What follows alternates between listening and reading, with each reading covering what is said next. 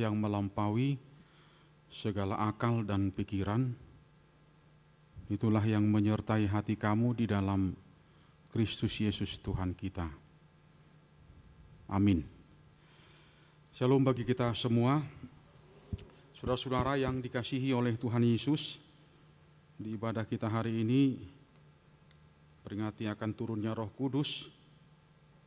Renungan bagi kita dari surat Paulus kepada jemaat di Roma pasal 8 ayat 8 sampai ayat 11, ayat ke-8 sampai ayat ke-11.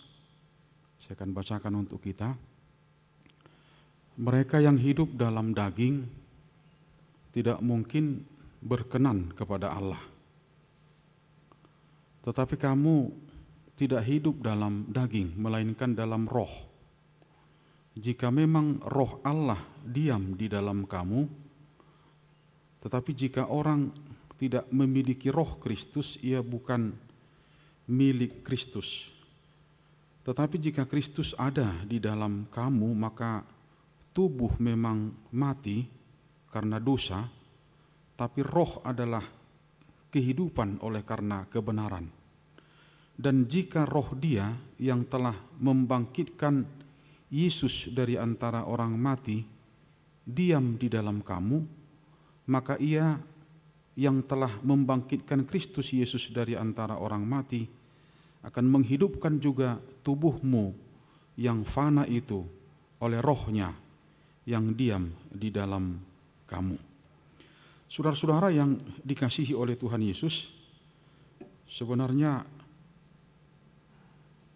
ayat ini, pasal 8 ini, ayat 8 sampai ayat ke-11 adalah sebahagian dari ada begitu banyak jawaban yang diberikan oleh Apostel Paulus untuk menjawab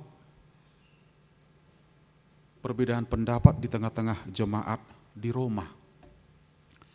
Kalau ada sebagian besar yang begitu ketat, ya, bahkan begitu disiplin dengan semua, bagaimana supaya dengan melakukan ini dan itu, hukum, ritual dan norma-norma itu, aturan yang begitu ketat.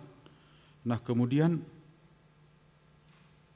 ketika seseorang melakukan itu dengan cukup ketat dan mencoba mendisiplinkan dirinya dengan hukum-hukum yang ada itu, nah kemudian tangga berikutnya dia melihat bahwa dia menjadi pribadi yang lebih benar daripada orang lain.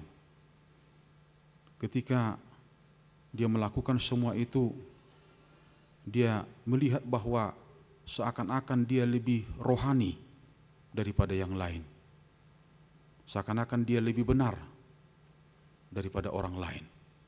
Di warta yang kita pegang sekarang, di alinea ketiga sebelah kanan ada catatan saya di situ. Seakan-akan etika itu lebih tinggi daripada roh yang bekerja dalam kehidupan seseorang. Jadi ada orang yang memang dilatar belakangi melakukan itu semua dengan pencapaian-pencapaian itu, tapi sebenarnya ada semangat yang harus dipertanyakan ulang. Sebenarnya apa yang menyemangati dia melakukan semua itu. Nah oleh karena itu saudara-saudara, kalau memang ada sesuatu yang lain yang menyemangati dia melakukan itu, nah tentunya ada hal yang tidak benar. Nah kalau topik ibadah minggu kita di pencurahan Roh Kudus ini, hidup dalam roh Tuhan, dengan topik hidup dalam roh Tuhan, nah tentunya kita harus mendefinisikan ulang apa sebenarnya definisi yang tepat daripada hidup itu. Saya selalu katakan itu ada live, ada living, ada life. Kehidupan itu bukan sekadar kehidupan pernikahan, ya, interaksi dan lain sebagainya. Ada orang yang menjalani kehidupan itu dengan kehidupan yang murahan, kehidupan dengan rutinitas yang membosankan. Bahkan ada orang yang menikmati satu kehidupan yang dangkal. tanpa pernah dia berpikir bahwa kehidupan ini sekali dan tidak akan pernah diulang. Oleh karena itu kehidupan ini ternyata hanya sekali dan cukup singkat. Oleh karena itu dia akan berpikir, dia tidak mau akan menyia-nyiakan kehidupan yang singkat dan kehidupan yang hanya sekali ini. Nah, dengan pemahaman itu yang membentuk dia sedemikian rupa, maka dia bermain-main dengan kehidupan ini. Maka dia tidak akan berpikir bahwa kehidupan ini adalah kehidupan yang seperti itu saja. Oleh karena itu saudara-saudara, di ibadah pagi pencurahan Roh Kudus ini saya mau katakan kepada kita, kehidupan yang bisa kita definisikan itu tidak sesederhana seperti pemahaman kita. Kalau kita masih berani untuk hidup sampai saat ini, tentunya ada keberanian kita untuk menerima warna-warni bahkan apa saja yang bisa dihadirkan dalam kehidupan itu. Apa saja mungkin dihadirkan dalam kehidupan itu, karena ada jarak yang cukup jauh gitu. Salah satu hal saudara-saudara, kita hanya dimampukan untuk melihat di awal. Padahal Allah akan mempertunjukkan itu, padahal Allah akan memperlihatkan itu bukan di awal tapi di akhir.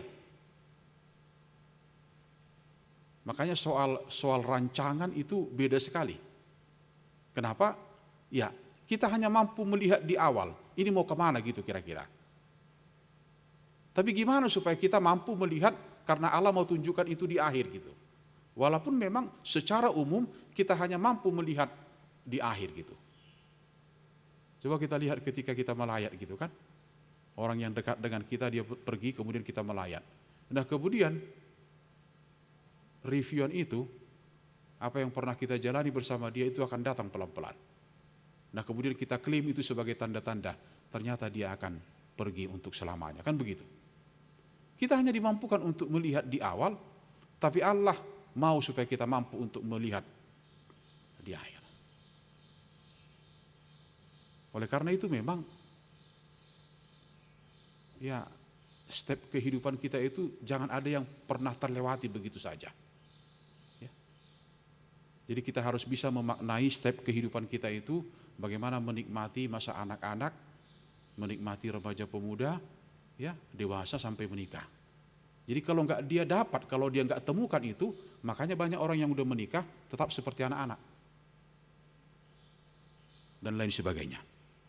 Nah kalau renungan pagi ini mengingatkan kita soal perbedaan itu, saya mau katakan kepada kita, jangan kehilangan sesuatu yang berharga dalam hidup. Karena Dia yang sudah berikan hidup itu. Bahkan ketika manusia diciptakan Allah, oleh godaan satu dan dua hal, kemudian manusia itu jatuh ke dalam dosa, Allah katakan silakan keluar dari taman Firdaus itu. Ya, dari awal Allah sudah kasih kebebasan, silakan soal taman ini, tapi ada satu hal, ini soal pilihan, jangan kau sentuh, jangan kau. Nah kemudian apa yang lahir dari keinginan manusia itu? Dia sudah jelas dudukannya sebagai manusia, jangan pernah langkai ciptaan. Tapi ketika ada godaan, ya silakan konsumsi, kamu akan seperti Allah katanya kan. Itu kan godaan yang hebat gitu. Dalam arti memang di angka segini, tapi dia mau yang lebih gitu, mau sama seperti Allah. Gak bisa. Nah kemudian itu terus menjadi ya, regenerasi, terus dia menjadi pribadi yang sulit untuk taat. Nah kemudian ada godaan yang cukup kuat dalam kehidupan yang singkat itu, dalam kehidupan yang tidak lama itu, tapi ada godaan yang cukup kuat yang terkadang memang manusia tidak mampu untuk membentengi hidupnya dengan godaan-godaan yang begitu kuat itu. Menurut daging, ya, kalau kita lihat di sini, melihat segala sesuatu dari segi pandangan manusia. Padahal manusia itu gak boleh bohong bahwa dia itu hanya mampu melihat sebatas dia bisa lihat gitu. Itu soal keinginan daging tadi. Melihat segala sesuatu dari segi pandangan manusia. Bagaimana dia menata hubungan dia dengan orang lain, ya. Nah kemudian dia mencoba untuk melihat kembali, ya, jauh silsilah gitu kan. Satu contoh, pernah ada pelayanan kita di Medan. Ini orang tua ini mengatakan, Ini kenapa anak-anak ini pendeta sepertinya jauh sekali gitu. Ya, mau tidak mau, sebenarnya saya nggak ajak dia untuk melihat jauh ke belakang, tapi dia dengan sendirinya melihat jauh ke belakang. Mungkin ada yang salah dengan generasi sebelum saya, ada 2 generasi sebelum saya yang salah. Makanya terjadi seperti ini di generasi yang berikut katanya. Hubungan antara manusia. Ya. Kita masih soal tadi menurut daging ya. Coba kita lihat kalau manusia melihat bahwa kalau dikatakan keturunan Abraham, bapak orang percaya, kemudian ada yang mengatakan di Yesus anak Daud katanya, kemudian dia cari itu. Kalau memang kita ini keturunan Abraham, coba tarik dulu. Ini dari silsilah kemana gitu? Yesus anak Daud, coba tarik dulu. Dari Daud ke siapa gitu? Jadi orang-orang yang hidup menurut daging, dia senang dengan hal seperti itu. Ya. Dia menikmati tarikan seperti itu. Silsilah seperti itu. Sebenarnya tidak ada masalah dengan itu. Tapi harus ada evaluasi dan keberanian untuk mengevaluasi. Mungkin di tahap regenerasi itu ada yang salah. Nah kemudian ketika itu salah, kenapa tidak diperbaiki gitu? Bahkan ada yang menikmati itu. Coba kita lihat orang Batak ya. Ini memang agak luar biasa renungan kita ini. Ada do ugari sinihatan dimula jadi. Napinuk kana parjolo ihutonon yak kana parpudi.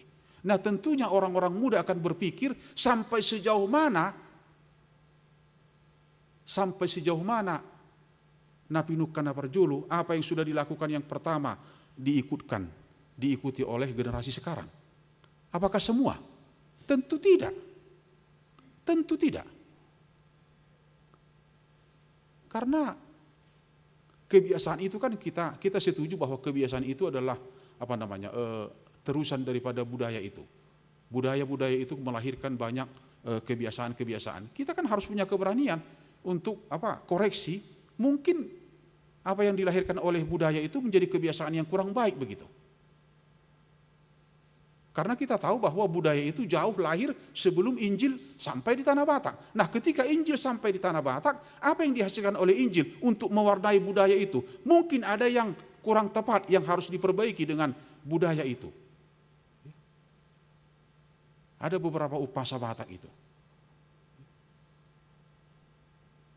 Artinya itu saya lupa tapi kalau mau itarik, ni hutom benda. Ada beberapa sebenarnya yang bisa kita diskusikan.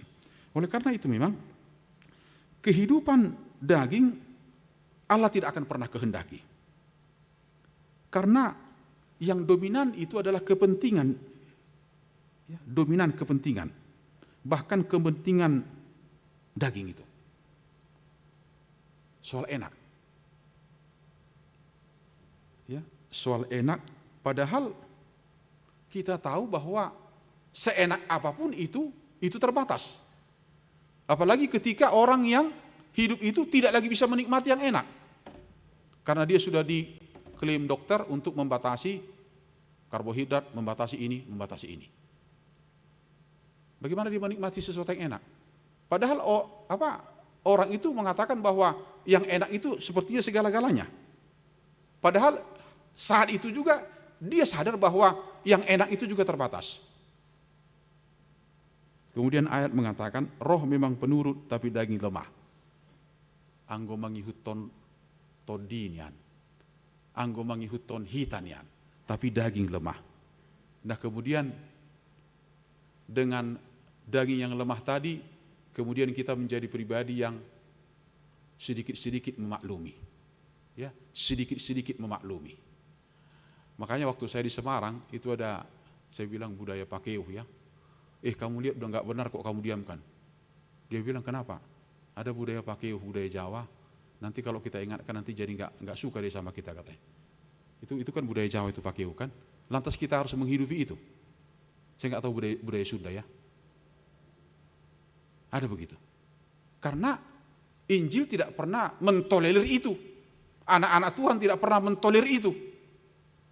Hanya kita berpikir caranya bagaimana gitu kan supaya lebih elegan gitu. Kenapa yang salah didiamkan begitu? Bahkan roh memang penurut tapi daging lemah. Nah kemudian kita mencoba untuk membenarkan ini. Ya sudahlah. Ya. Ai iportibio dope.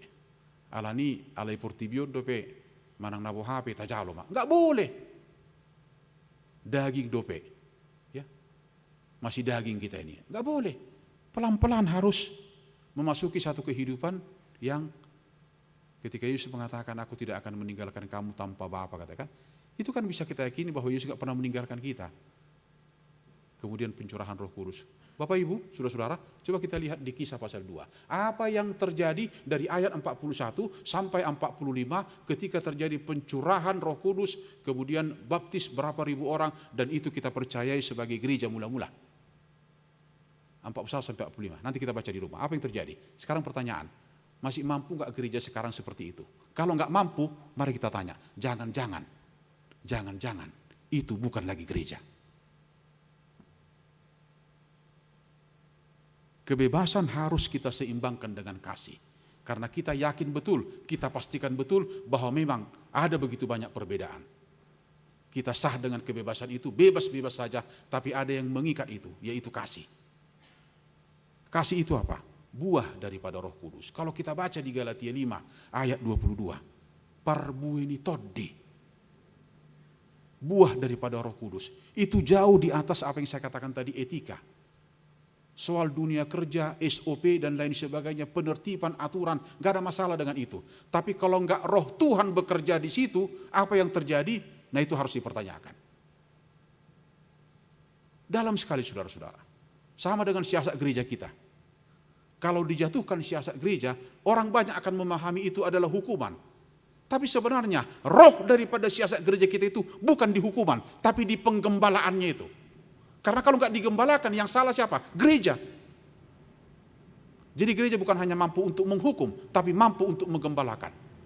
Bagian daripada penggembalaan itu adalah roh.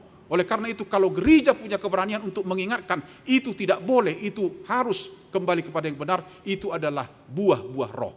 Salah satu buah roh adalah pengendalian diri.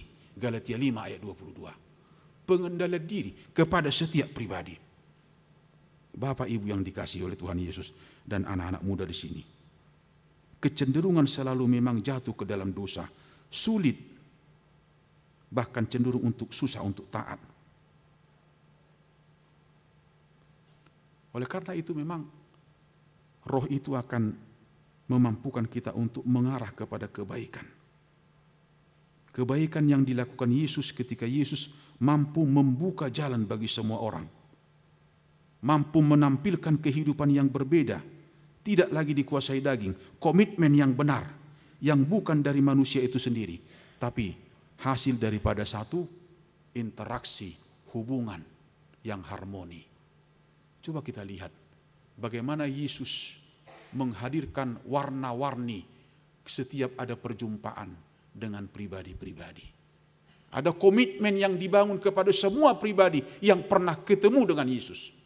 Oleh karena itu kalau kita mengklaim kita ketemu dengan Yesus, ada komitmen yang harus kita bangun dalam kehidupan pribadi kita. Kemudian kita membangun itu dengan kehidupan interaksi kita dengan orang lain. Ada komitmen. Yesus gak pernah ketemu dengan pribadi tanpa membangun, tanpa menghadirkan komitmen. Coba lihat wanita Samaria itu. Nikodemus, Sakeus, orang yang lumpuh, orang yang buta. Ada komitmen pribadi. Setelah ketemu dengan Yesus. Komitmen pribadi itu adalah buah daripada roh. Saya mau katakan juga dengan beberapa sekte denominasi yang begitu tumbuh mekar di kota Bandung ini. Jangan pernah mengklaim bahwa ada karunia roh yang lebih. Tidak ada itu. Tidak ada karunia yang mengklaim, orang yang mengklaim bahwa karunia bahasa lidah atau glosolalia adalah hal yang dominan. Tidak. Kalau ada bahasa lidah, gak ada masalah dengan itu. Tapi tolong itu harus ada yang bisa memahami.